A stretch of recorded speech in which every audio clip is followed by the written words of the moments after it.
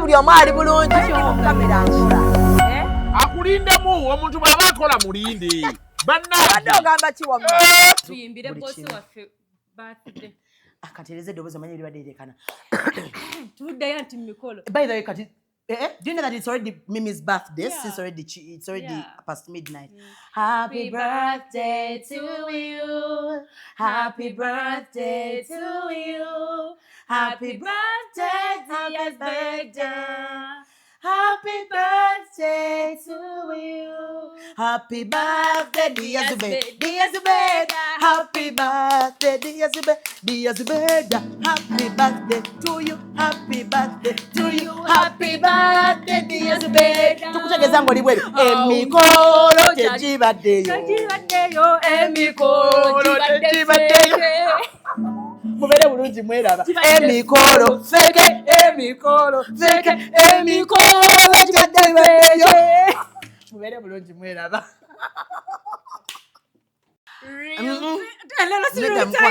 Tujja bulijjo tujja tetwanjula kati tetulina janjula mu maasoko Shuga bannaye abalabi baffe mukimanyi nti ziri ssaawa 6 ogw'ekiro abalabi executive media awamu ne BM. This must be ECOP on set.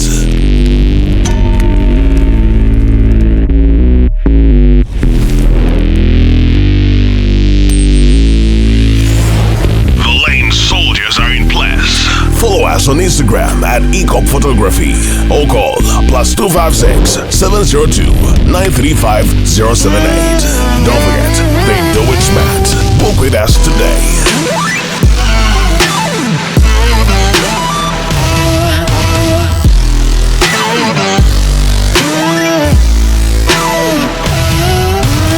That photographer your mama hasn't told you about. Falling for all events, video, and photography. This is another ECOP crime. Oh, yeah.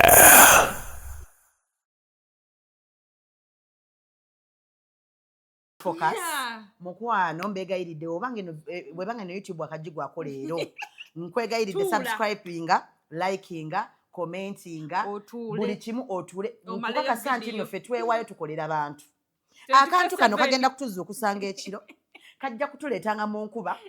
Kajja kutuleeta mu budde bw'ekiddedde. Producer wakukiko nawe tubakubira we bati nti tubeetaaga. Mola izi zino sawa agenda wera. Kati nze Bone mukubira kubizemu Bone kati sawa za kukola. Kati oyina okitegeera nti kati we are the only journalists you have. Executive media tumujjeewa. Oba oyina okujja anko. Mbu agenda kweba. Kawela kabikingo olugambo luyita. Bantu bali Mikolo ekitali jja ddala olyawo olugambo luyita. Kutidde. Real time with Shuga and Faye.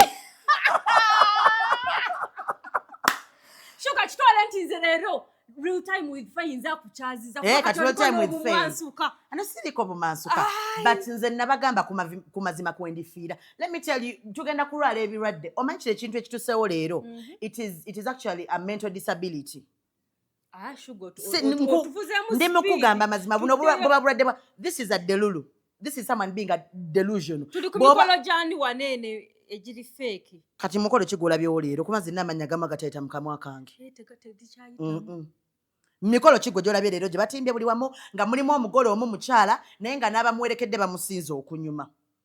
Siraba nko ku mukolo gwa kati obeera oti omuddugavu n'abakwerekera bona nga beere. Kyako omusajja tebayagadde naawe mulaga. Nayogeddeko ku ky'omusajja ndowooza olaba naawe wategedde nti kiri fake. Ndi kumperekeza. Namugole. All of us mpaziko nga for us in our home be different. Nenga mbadde nchagamba ali mabega. This is being delusional. Wale olabeko omuntu atambulira ku illusions. Ngabeerawo nga ye. Inze twasoma n'omwana mu primary nga bwe yeebaka ojjukira mu dormitory alina wateeka bucket naye ng'ekirala banga omuntu asitamye bw'ati era nga omulanga kati kye tuliko waneeno. You imagine you're in love. You imagine you're in love. You think about it and put it mu nkola. You move with an imaginary man. Mukwano ze musajja gwenda bamusoosowaza. Bawalala na babiri. Wallahi billahi ta'ala Lala is my friend. Lala omulungi omwala omulungi. Nedda ngamba omusajja ogw'obuviri TikTok. Annaye omusajja muleke. omusajja muleke tubeere nnyo ku bakyala be because I think last night the man yabadde live ng'alina baby we out era baby we lala naye bannayo bamubeerawa olugambo wano tulukolaho mandaawe ate kyaka baby lala sambi jeru butereevu tomanyi lala tambula nnyo ne Louis Light ne proud side chick that is lala baliko kyaka yajja nayo kankalete baali balowooza nti toli serious okunjagala nego naye gwe nga twazuukukidde mu masanyu meerere gwe it's okay to create your own happiness by the way nakyo kintu kirungi nnyo okubeera nze bannayise kati kambuuze speech ze mubaddemu wanga mugamba era nze kijja okunzija mu bufumbo bwenzi who is that one si oyo omwami wammwe si oyo omwami wammwe negwe ng'ennyindo ze zitunudde waggulu omusajja simuliiko nnyo ndowooza omulaba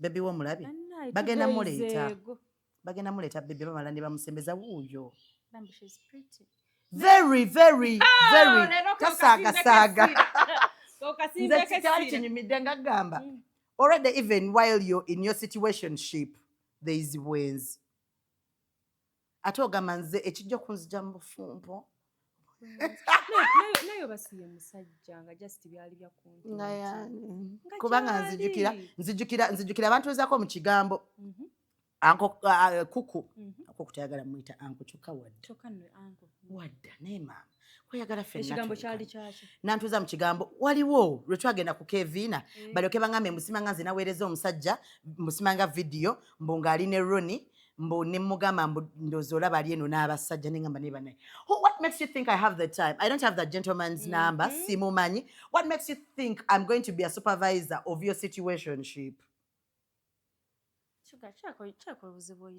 no si bungi omanyi kyekyageza omuntu okusalako ekigambo nti wayogedde nebbaawe nga gwe nebbaawe kati nze nali simanyi namanya kyankatako munoonyerezaako mumanyi ekirala naawe kati kambamenyera ebintu ebiraga nti guno omukolo tegwabaddeyo bwe guba nga guno omukolo gwabaddeyo nsaba mukama enkya bukere nga tuli balamu inshallah tulabe posts endala ez'omukolo because I know bw'obabeera nga bakyadde wammwe olina okujja ebifaananyi gwe nga gwe oyinza okurestrictinga nti bannaye mwe abazza recordinga temurecordinga mwami wange naye gwe batulageko okyegera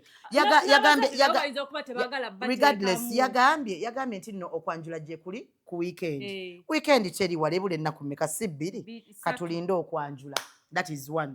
Two, waliwo ne yabadde yabuuse n'agamba musimayanga engeri gy'agenda okwesimbawo n'okwesimbawo nako sikubala tekuliyo because sikiwa nti kati NUP neno bayinza omuwa kaadi akola ki mumwa anti mumajjukira yaguba kuba kokko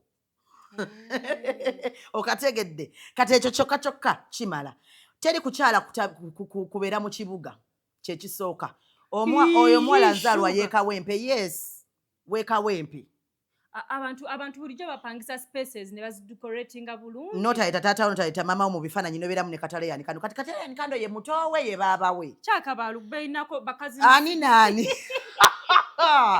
kati mukwano kati ate Henry Gesa yamuyita atya Henry Gesa wa Luganda owewala yali yabula ne besanga mu ate katono Ivo official ye ndo mwana wasenga we like aberanga kizibwewe ani omulalawo awo babadde munaye bakola I think that Mary Butter yayinza okubanga mukulu we they cannot afford that budget kyekisokera ddala ekyokubiri it was babadde balanga I think babadde balanga yes mukwano business ya Sandra Darling era business ye jakola otimbye bulungi naye kati omugole wabadde olina muswitching ofuneyo omukuba n'abawala abalala abawerekedde yaba ab'omugole wakiriko no yali werekedde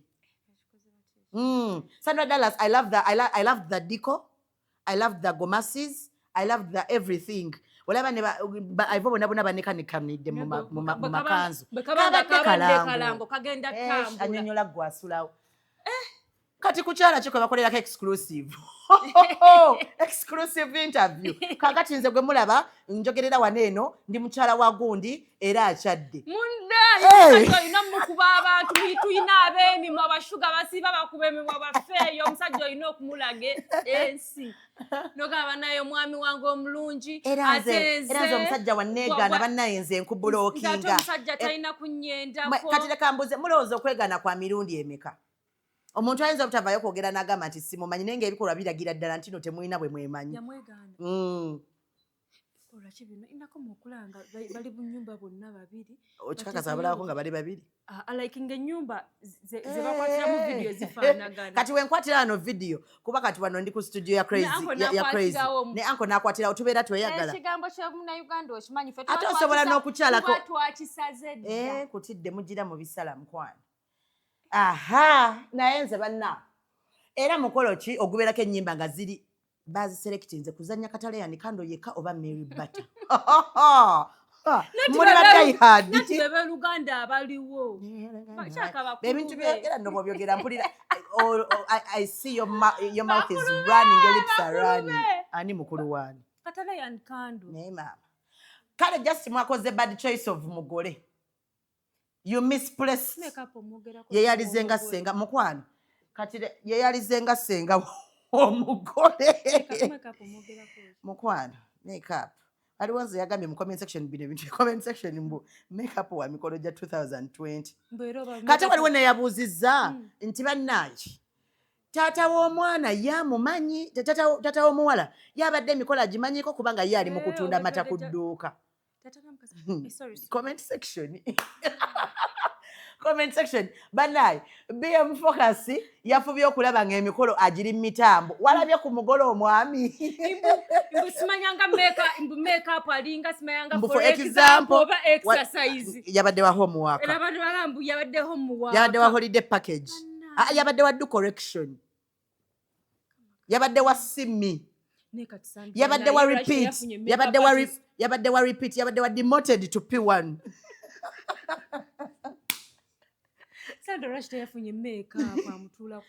Makeup yatudde ku baana. There is just a problem with just this particular person because the rest looked okay. What happened? The makeup was on point. Owabalala. There's just a problem. Interview yanyumye bulala.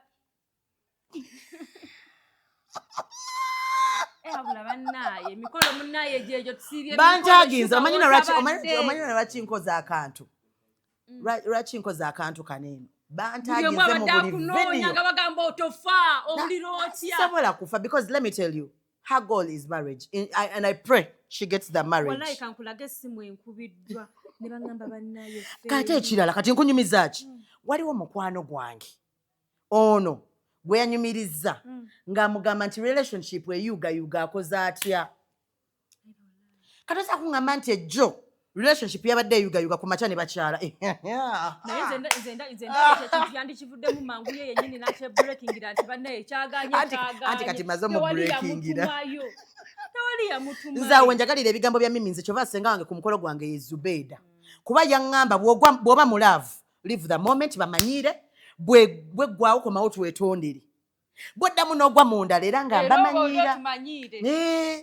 Kati nga waneno we katola nabazibe emimwa nabaga teri kuddamu kujogerako. Munnaye tuzibira ddala emimwa kati tushamogerako tumwagala bitya. Bambi mwe bale kumwaga bambi BM Focus afubola banga kayimba kateeka buli wamba naye neyanziza nnyo buli ka video n'ateekamu uyo supportive friends. Yeah, I know. Ati tukolere kimama tukusupportige ne bobo ogikase gikakire ddala. Naye naffe tukyale.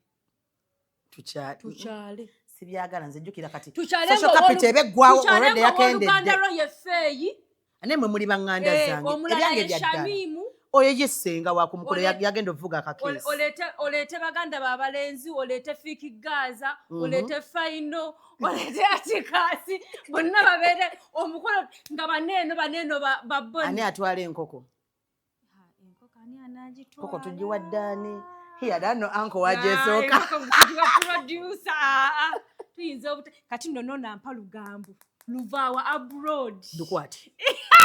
Yabagenda awulira eddoboozi lye. Nedda. Naye ba. Kankolewe bati gweyogera naye nga ngize banne olugambo terutuyita kwa Schmidt. nedda nati yo olugambo luli ku musajja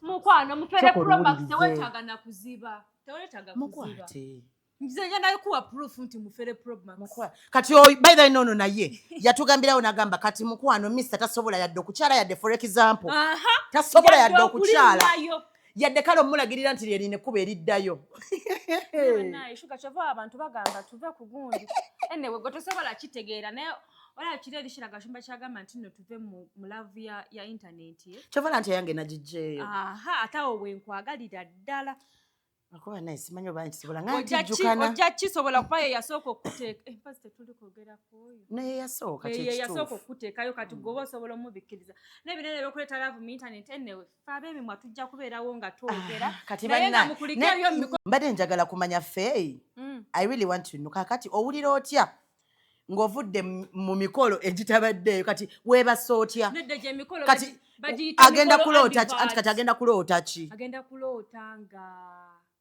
ng'abantu because bajja mu business she has done everything she has done the speech like I mean how does it speech yebadde etya ogibuliddeko bambi giddemu mukwano ki ekigenda okujja mbuno obufumbo obulimu okukyala gwe abambuuza kimbuze kye kibuuzo kati mukwano ekyo kigenda okujja mbuno obufumbo obuleetedde okukyala bwenzi bannaye nze nagamba ebyo ebintu by'obwenzi sijja nedda mukwano nze sigenda kubeera mu bufumbo bulimu bwenzi omusajja tebamalira kati mbuuza oba nja kunoba ogenda kunoba nze n'okunoba tuli tuti ate bw'anaayenda nze n'okunoba tuli tuti ate bw'anaayenda anti kati aba ye contradict nze teetegese bulungi speech next time write a script owandikujjuke kubanga ogambye obwenzi bukujja mu bufumbo ate gwe n'okunoba no I don't know even kati awo nga lwakinze CEO abaside chiki seyagale bambi muwagire Sandra Darlene I feel like her events ziri ziti alwakuba nti no by the twali mwadde ne birthday 3 in 1 twali mwadde birthday 3 in 1 nategekera ku Kevin Gardens yes because we are throwing the party on Saturday kugenda kubeerako birthday ya Faye kugenda kubeerako birthday ya Faye kugenda kubeerako birthday ya Uncle kugenda kubeerako birthday ya Zubeda 3 in 1 birthday Sandra Darlene omukolo tugukuwadde ku Kevin Gardens ku lw'essanyu lye tulina ery'okubeera nga odecoratinga bulungi n'oleeta abantu n'obawa essuubi ery'emikolo maama ne mukakondo layini zaabadde zigenda bwezi naye gwaggwa amazina wagalabye nalabye ng'omukono ogumu gwe gwemye kati awo siri kunenya kwambala binamu eyo gomasi bwekyo obadde olyetaaga awo obadde olyetaaga ate mulegi ng'akyalyambala bwe twali wali eri nalirabamu naye ng'ayambadde akajaketi nga waba mpitako nga kajaketi akasika bw'ati wabeerako naye mu kifo kyekimu naye baaba mukwano koro katoofe maama awo walinga jirita maama buli butu gwe waliwo ayagala okukafera omuwolugamba nze bannaye wetwogerera zisamusanvu n'eddakiika 4 naye nga bannaye kyaka tugenda beerekereza byebyo abula gwe nno naawe tonja sabiranga ebintu ebyo kyabadde feeka emikolo waliwo ki ekyokugattako nedda bannaye mikolo advert but it's okay to believe in yourself kati olaba she has good qualities of being a motivation speaker nga tetunasibula abantu golowooza ekyo si kisiraani ebyo ebintu bye bagenda ne bakola nedda ngamba nti sigamba nti kisiraani ku muntu ngamba nti omuntu tasobola funa kisiraani nga abadde mu kintu nabanga ali mu mukolo no I think komenti wabula tugendako mu reaction zo zijja tutta ze reaction ate twazikolanga muuma napu simanyi we zakkira kati leero tuli mu reactions ku real time with Shuga and Faye nayongera okujjukiza nti tuli ku BM Focus awamu ne executive media kati nnaku kati kanoonyereza eddala ku Boniface Mezaja kwenoonyeza reaction anaye kamala okujjako eddoboozi obuyimba bayinza otukuba copyright with Mr. Agure yani kukyala with Mr. Agure talabiseeko ani gwe wayiriza ni gwe sazeeko ekiga gwe talabiseeko bannaye Ye omugole akimanyi nti omwami we bamuyita Agure.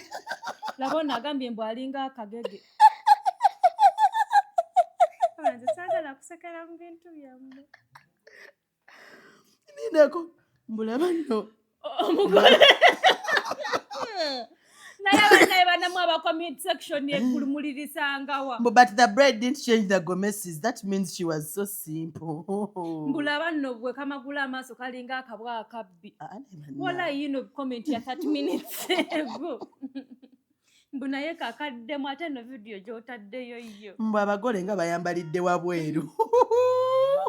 Mbu naye walituukira mu 40s nga. Kati leka mbuze ngo musiro. Kati Nambwa yabamukoze make-up nga wa exclusive interview oba nga senga oba. Munaye no Nambwa yalina kuba metron naye. Kati. Yalina kuba senga. Yalina kuba Mr. Agure. Abagole nga bayambalidde wabweru ebirembe gikyuka ebintu bikyuka. Kati nze nina ka video ke nalabe nga babateeka n'abayimbi babagamba muyimirire waneeno. Ola kino kye mbadde nkubuuza ono gundi kya commenti ono omwana. Mwekubye ebisiraani kiwedde temugenda kuva ku lujja otyo. Kye mbadde nkubuuza. Naye kambuze video nga tezitambula kinaasanyusa gundi nannyini. Nannyini kalango. Kijja musanyusa. Naye bannaye. Kale ate katono yali badde omugolo ono. Gwe Mezaya kankusomereko kano kagundi. Mbu Namukasa otaddemu filter nga ya Mezaya ntaddemu Namukasa olimba.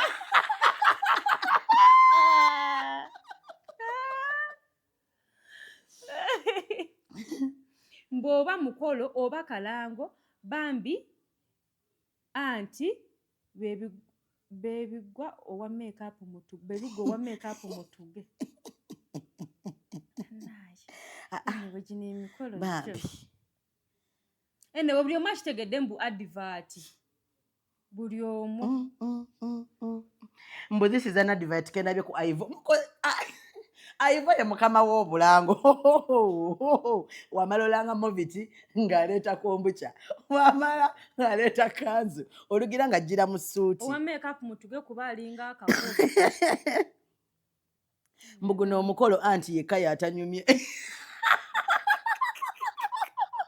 Kati muyinza ati simwagala.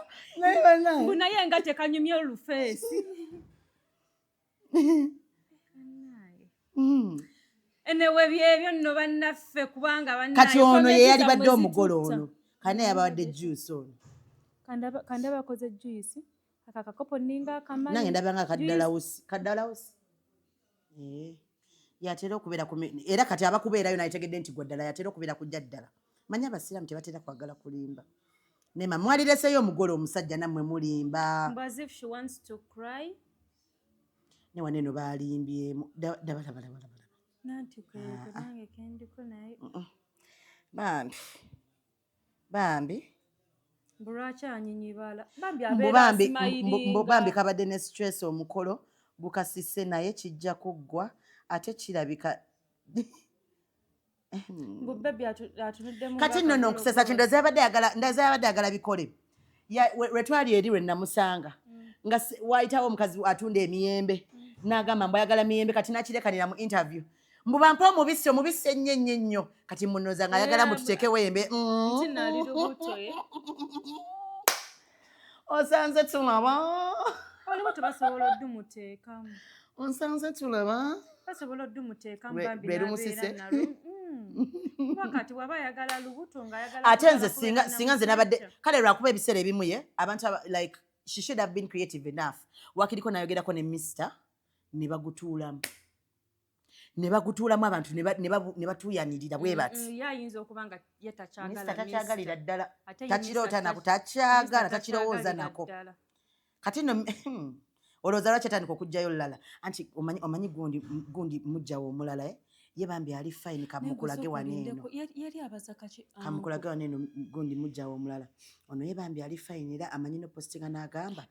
Ayina abakazi basatu. Nze manyiko babiri mukwano. Bonna beemanyi. Yamanyi bano naye kenyini amanyi bano. Wayinza okuba nga tamanyi nti ali mu relationship eyokusatu. Naye kati oli yali abaza kaki okugjewa anti.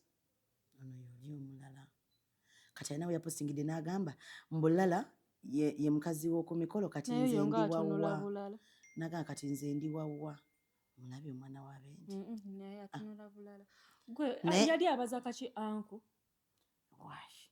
nga babeera kubuuza oyo source of lugambo kubanga bannange bannange ebyo nno bannange feeke mikolo bannaye mutuguleeko obukaaya ku Mimi's Glamour toleko sampolo buli obungi era nga anti okimanyi nti basubudde sitoko mpya bukaaya habaya makazu tuyimbire bosi waffe birthday akatereze eddoboozi omanyi libadde erekana tuddeyo anti mikolo by the way kati do you know that it's already Mimi's birthday? Yeah. It's already past midnight. Happy birthday to you. Happy birthday to you. Happy birthday, happy birthday. Happy birthday to you. Happy birthday, dear Zubeda. Dear Zubeda. Happy birthday, dear Zubeda. Dear Zubeda. Happy birthday to you. Happy birthday to you. Happy birthday, dear Zubeda. Tukutegeza ngoli bweli. Emikolo tekibaddeyo. Emikolo tekibaddeyo. Mubere bulungi mweraba. Emikolo feke. Emikolo feke. Emikolo tekibaddeyo. Mubere bulungi mweraba.